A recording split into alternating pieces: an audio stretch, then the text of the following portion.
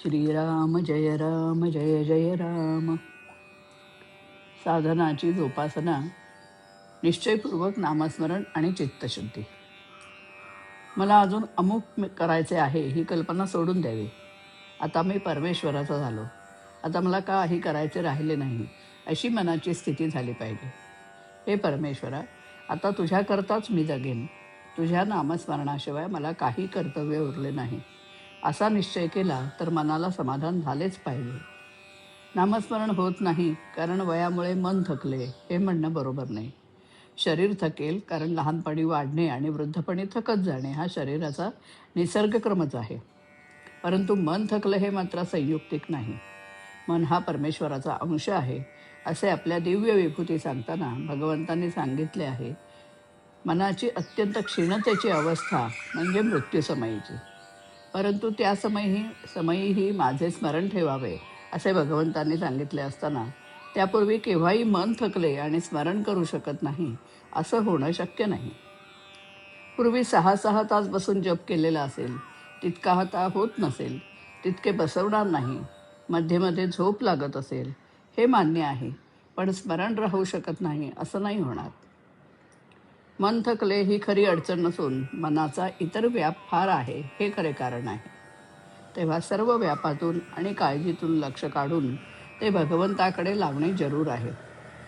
पैसा अडका, प्रपंचातल्या सर्व गोष्टी यांचा मनाने त्याग करावा. असा त्याग केला तर कार्यभाग निश्चित होतो, हे मी खात्रीने सांगेन. देहाची स्थिती कायमन राहे निश्चित, ते सांभाळणे आहे जरूर, न विसरता रघुवीर. रामा तुझ्याकरिता राहिलो, हा भाव ठेवावा निश्चिती, शक्यतो स्मरावा रघुपती, नामाची धरावी कास, देहादिक प्रपंचात व्हावे उदास, हे सर्व साधे राखता अनुसंधान. आता करण्याचे उरले काही, हे किंचितही न आणावे मनी, मनाने व्हावे रामार्पण, सर्व सत्कर्म साधनाचा कळस जाण.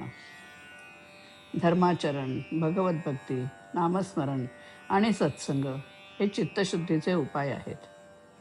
किंवा एकाच शब्दात असे म्हणता येईल की सत्संग हाच याला तोडगा आहे.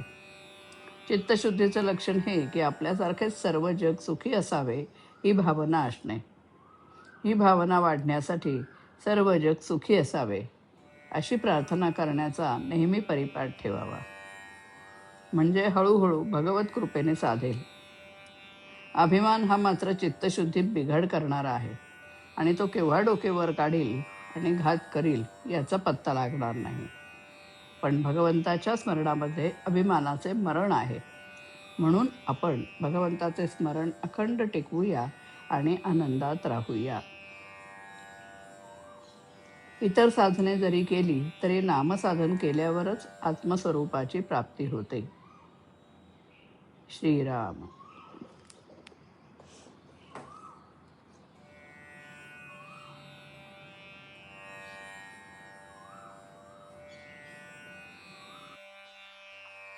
रामा तुझाच झालो, तुझ वेगळा न उरलो, रामा तुझाच झालो, जगणे तुझ्याच साठी, मरणे तुझ्याच साठी, जगणे तुझ्याच साठी, मरणे तुझ्याच साठी, नामामृतीन हालो, रामा तुझाच झालो, तुझ वेगळा न उरलो, रामा तुझाच झालो, मन हा तुझाच अंश, मनने तरेल वंश, मन हा तुझाच अंश,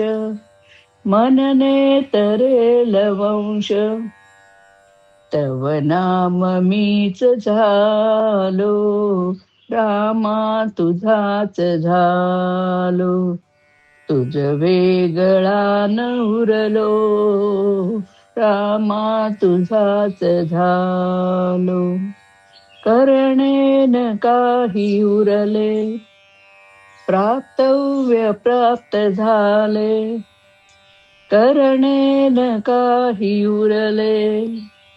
प्राप्तव्य प्राप्त झाले, स्मरणे कृतार्थ झालो. रामा तुझाच झालो, तुझ वेगळा न उरलो. रामा तुझाच झालो, रामा तुझाच झालो, रामा तुझाच झालो.